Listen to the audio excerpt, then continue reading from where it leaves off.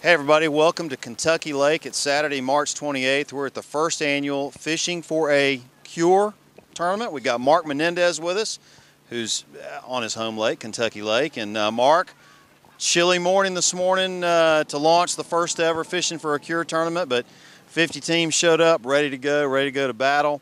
And coming in this afternoon, this is a massive fishery. It's unbelievable to see it, from the sky and just how far down it goes. What are these guys going to have to do today? The high's probably low 40s. What are they going to have to do to bring in a 15, 20-pound bag? Well, I tell you, the lake has been on fire. There have been some huge sacks of fish caught, and this weather pattern sets up exactly like it did back in the 90s for a Bassmaster Open we had here, where the jerkbait became very famous.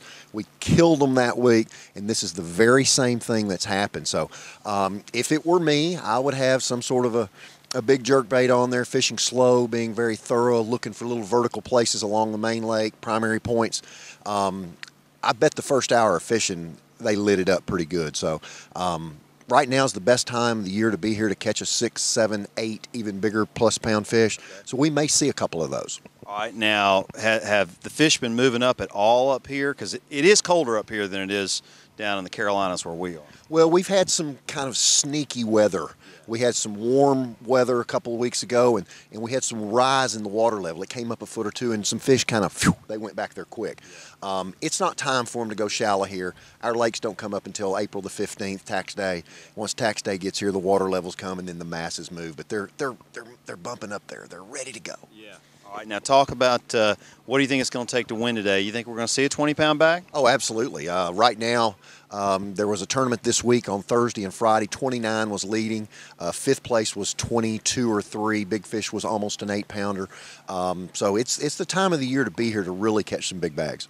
Awesome. Well, I'll tell you what, you've been intricately involved in, working on this tournament, getting it off the ground. Tell us about your involvement with Fishing for a Cure.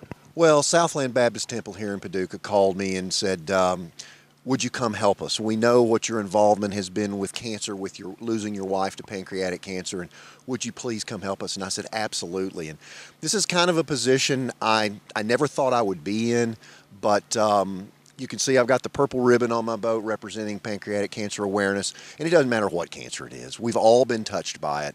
And we're hoping to do here at this Fishing for a Cure event is one of the dollars in which is raised with the silent auction or the entry fee monies that we're going to give back to Relay for Life for research, maybe one of those dollars will be the dollar that cures cancer. And that's what our hopes are, to help people in the coming days and months and help people. And that's what we're drawn to do here. Well, that's fantastic. What a great cause. Great lake to kick off such a super event. It's going to grow and grow and grow every year. So we got a weigh-in starting in about an hour, and hopefully we're going to see some fantastic fish. Mark, great seeing you. Congratulations on getting this great new tournament off the ground. And folks, we're going to try to talk to some of the winners and some of the big fish recipients, and we'll see you in a minute.